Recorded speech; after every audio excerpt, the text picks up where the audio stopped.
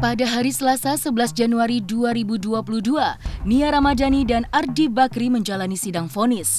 Hakim pun memutuskan jika Nia Ramadhani dan Ardi Bakri terbukti bersalah dalam menggunakan narkoba. Salah satu alasan hakim menjatuhkan vonis 1 tahun penjara adalah karena baik Nia Ramadhani maupun Ardi Bakri bukanlah pecandu atau korban dari penyalahgunaan narkotika. Menurut majelis hakim, baik Nia Ramadhani maupun Ardi Bakri, keduanya tidak dapat dikualifikasikan sebagai korban penyalahgunaan narkotika karena saat menggunakannya bukan secara tidak sengaja atau dibujuk maupun diperdaya, melainkan dengan sadar menggunakan narkotika.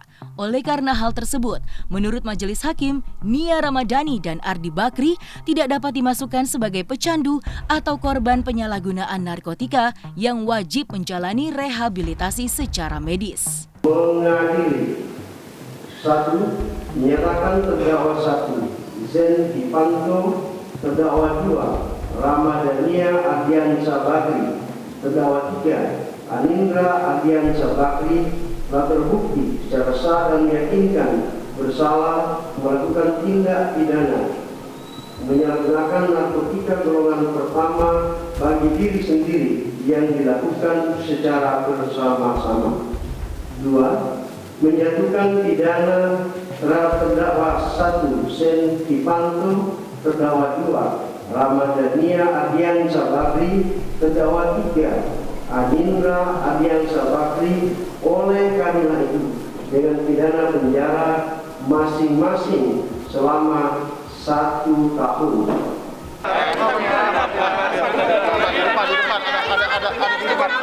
Ada di depan. Ayo, ada di depan. Awas. Jangan jalan ya. Di depan. Ayo, awas jatuh ya. Jangan belakang ya. Maaf ya, tetap prokesnya. Ayo. Tolong. Ayo. Bantu. Awas pintu. Belakangnya awas pintu, Mas. Awas pintunya. Mengetahui hal tersebut, pihak Nia Ramadhani dan Ardi Bakri pun langsung mengajukan banding atas putusan vonis 1 tahun penjara dari majelis hakim. Menurut kuasa hukum Nia Ramadhani dan Ardi Bakri, bahwa keputusan majelis hakim menjadi kontradiktif dengan fakta-fakta di persidangan. Lalu seperti apa tanggapan pihak jaksa penuntut umum atas putusan majelis hakim 1 tahun penjara untuk Nia Ramadhani dan Ardi Bakri? Terima kasih teman-teman. Assalamualaikum warahmatullahi wabarakatuh. Sebagaimana yang sudah didengar oleh rekan-rekan tadi, bahwa putusan hakim adalah 1 tahun penjara. Dalam hal ini jelas menurut kami sebagai penasihat hukum dan juga rekan-rekan lihat sendiri, mendengar sendiri perjalanan persidangan dari penuntut umum, jelas bahwa mereka ini adalah korban penyalahgunaan narkoba. Pemakaian sudah berulang kali, setidak-tidaknya dari bulan April, ya, dan ada ketergantungan secara psikis dan juga fisik. Jadi, secara undang-undang wajib untuk direhabilitasi.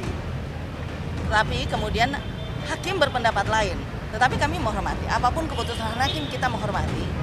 Tetapi di sisi lain ada hak dari terdakwa untuk mengajukan upaya hukum. Jadi dalam hal ini mengajukan upaya hukum banding. Karena ini mereka langsung menyatakan banding. Putusan majelis hakim tadi belum bisa dieksekusi, belum ingkrah. Sehingga posisi mereka secara hukum tidak bisa dieksekusi saat ini karena masih upaya hukum. Jadi kita pun menghormati putusan hakim, di sisi lain kita menghormati keputusan daripada Pak Ardi, Bu Nia, dan Pak Ivan untuk melakukan upaya hukum mencari keadilan. Karena sesungguhnya mereka adalah korban dari penyalahgunaan narkotika. Fakta di persidangan jelas. Hasil daripada TAT, tolong dicatat, hasil TAT dari tim asesmen terpadu yang dilakukan oleh BNN Provinsi DKI Jakarta di bulan September 2021. Yang mana sebelumnya di bulan Juli 2021, itu juga ada hasil asesmen dari BNN Republik Indonesia yang menyatakan bahwa mereka adalah penyalahguna narkotika yang wajib direhabilitasi. Ini orang sakit, pengguna narkotika yang wajib direhabilitasi. Oleh karena itu, mereka menjalani rehabilitasi. Jadi ketika hakim tadi memutuskan bahwa mereka bukan penyalahguna yang wajib direhabilitasi, ini menjadi kontradiktif dengan fakta hukum yang justru ada di persidangan. Ada 2 dokumen penting yang diterbitkan oleh negara. Pertama, dokumen hasil BNN Republik Indonesia, yang kedua adalah BNN Provinsi DKI Jakarta. Ini fakta hukum yang sangat kuat yang harusnya menjadi acuan putusan majelis hakim. Dalam peraturan Mahkamah Agung juga ada disebutkan bahwa acuan itu sebenarnya dari hasil asesmen TAT. Jadi demikian teman-teman ya, cukup. Ya. Dengan putusan 1 tahun. Secara hukum bahwa putusan 1 tahun itu jelas tidak sesuai dengan fakta hukum. Tadi yang saya sebutkan bahwa ada 2 dokumen hukum, dokumen negara yang membuktikan bahwa mereka adalah korban penyalahgunaan narkotika yang wajib direhabilitasi. Tetapi oleh hakim tadi nggak dianggap, padahal itu dokumen negara. Ya, jadi cukup dari kita. Terima kasih teman-teman, semoga sehat semua. Setelah kita dengar putusan dari majelis hakim, ya pada intinya tetap kita hormati ya, itu kan putusan majelis hakim ya. Tetap kita hormati dan kita hargai putusan majelis, tapi kita diberi waktu oleh undang-undang untuk menentukan sikap. Jadi ada sikap menerima, ada pikir-pikir dan banding, dan kita memilih pikir-pikir dulu untuk menentukan sikap. Kita pelajari dulu putusannya, karena kan tidak baik juga, tidak elok untuk putusan terburu-buru gitu kan. Intinya kita pelajari dulu 7 hari ke depan, nanti bisa kita tentukan sikap. Nyangka nggak bakal dikasih penjara, kan dari jaksa sendiri kan rehab, ini tiba-tiba penjara, tahu. Kalau itu saya tidak masuk ke ranah itu ya, itu kan wewenang majelis. Tentunya hakim punya pertimbangan sendiri, dan hakim independen ya, merdeka dalam hal itu. Dan kalau menurut kita sih sesuai fakta persidangan, para terdakwa direhab kan, tapi mungkin hakim punya pendapat lain ya, kita hargai itu, kita hormati putusan hakim. Tapi ini kan perkaranya belum ingkrah, karena tadi para terdakwa menyatakan banding ya, menyatakan banding langsung di persidangan, dan tentunya secara proses penanganan hukum perkaranya dilimpah ke Pengadilan Tinggi DKI Jakarta. Kalau jadi banding dan nanti putusannya diperiksa lagi di sana perkaranya, dan nanti diputus oleh hakim Pengadilan Tinggi. Jadi artinya perkaranya belum putusannya belum bisa dilaksanakan atau dieksekusi karena belum ingkrah. Sementara nih sambil menunggu berkasnya masuk ke Pengadilan Tinggi, untuk ketiga terdakwa sendiri balik lagi ke Bogor apa gimana Pak? Kalau idealnya sih pasalnya tidak bisa ditahan ya, tidak bisa ditahan karena beliau masih menjalani rehab untuk sementara waktu. Seyogyanya direhab dulu di kampus sampai nunggu petunjuk dari Pengadilan Tinggi. Biasanya ada Pengadilan Tinggi kalau berkas sudah dilimpah, Pengadilan Tinggi mengeluarkan penetapan apakah dilanjutkan rehabnya atau selesai rehab. Jadi itu. Jadi sementara sebelum ada upaya banding, nanti sementara mungkin di kampus dulu. Jika Nia Ramadhani menangis usai divonis 1 tahun penjara oleh Majelis Hakim Pengadilan Negeri Jakarta Pusat, di lain tempat dan kisah, Marissa Icha mengaku sudah memenuhi undangan dari pihak Kementerian Sosial terkait dirinya sebagai penggagas galang donasi rumah untuk Gala. Dalam kesempatan yang diberikan oleh pihak Kementerian Sosial untuk melakukan klarifikasi, dirinya mengatakan dapat menjawab seluruh pertanyaan yang diajukan dan juga turut melampirkan bukti-bukti yang ada.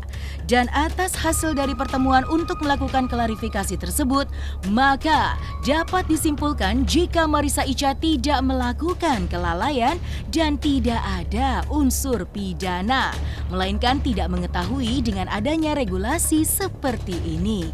Selain itu, pihak Kementerian Sosial juga mendukung apresiasi langkah Marissa Icha dalam menggalang aksi donasi untuk rumah Gala.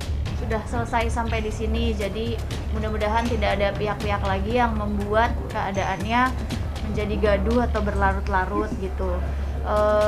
Pada intinya sih Kemensos itu hanya mau menyampaikan bahwa peraturan, sebentar ya saya buka.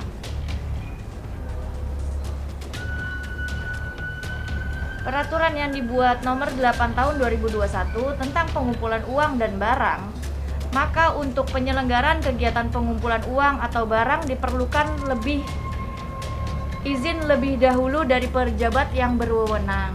Maka dari itu saya disimpulkan bukannya lalai, melainkan tidak mengetahui gitu. Yang saya tahu hanya menjalankan kewajiban, dan banyak sekali masyarakat yang tidak mengetahui itu. Maka dari itu mungkin dengan adanya permasalahan ini mungkin bisa menjadi mengedukasi masyarakat apabila mau membuat donasi harus membuat izin terlebih dahulu, yang dimana izinnya itu tidak sulit gitu, hanya mengisi form yang dimana didaftarkan ke Kemensos gitu aja sih ya.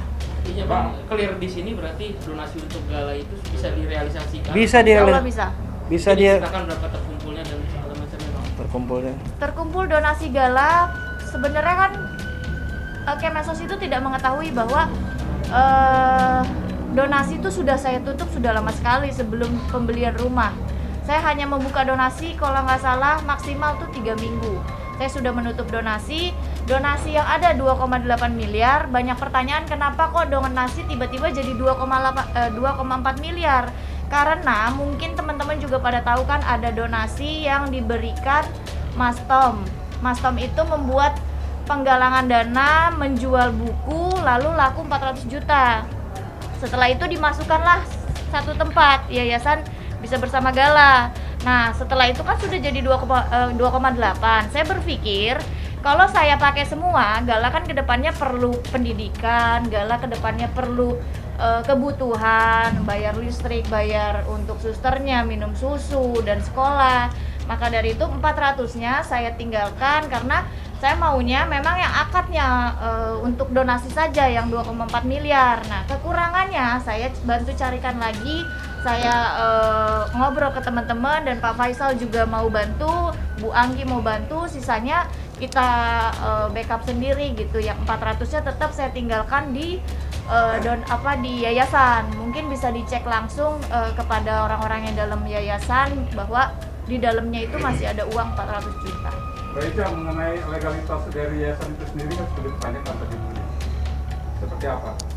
Legalitasnya? Yayasan legalitas yayasan. Ya, yayasan itu kan sudah di untuk pengumpulan itu perlu legalitas yayasan kan? Ya. Yayasan itu sudah dilegalitaskan, makanya ada namanya Yayasan Bisa Bersama Gala. Itu tidak hanya nama ya, melainkan sudah jelas ada orangnya di dalam dan sudah dinotariskan gitu. Yang artinya udah terdaftar di Kemensos? Terdaftarnya belum, tapi kan sudah ada terdaftar sebagai yayasan gitu. Tidak ada masalah. Jadi ketika Kemensos menanyakan kepada Ica menyampaikan bahwa ini sudah ditutup. Sudah ditutup mengenai pengumpulan dana tersebut. Dan tadi diedukasi bahwa sebenarnya seharusnya yang baik adalah harusnya didaftarkan terlebih dahulu melalui PUB ini, yang peraturan nomor tahun 2021 ini. Nah, tadi akhirnya kita diberikan edukasi untuk kedepannya sosialisasi terhadap ini. Kalau pengumpulan uang dan barang harus seizin dari Kementerian Sosial. Bang, tapi pas itu Kemensos nanya ke Kak Ica yayasannya apa? Sudah. Atau gimana? Sudah. Sedetail itu kan? Tadi kita berikan bukti-bukti sedetail itu, baik minutasi uang, rekening masuk tidak ada yang keluar ketika pembelian rumah. Jadi semuanya kita berikan kepada pihak Kemensos. Tadi karena keterbatasan virtual, jadi kita memperlihatkannya by virtual. Tapi insya Allah kita juga sudah janjian kok untuk datang bersilaturahmi sambil saya membawa hard copy bukti-bukti ke Kementerian Sosial. Dan peraturan juga kan baru ditetapkan 2021. Jadi mungkin juga banyak sekali masyarakat yang tidak mengetahui peraturan itu, termasuk saya. Dan setelah klarifikasi tadi, mungkin dari pihak Kemensos melihat memang saya bukannya lalai, tapi memang tidak mengetahui.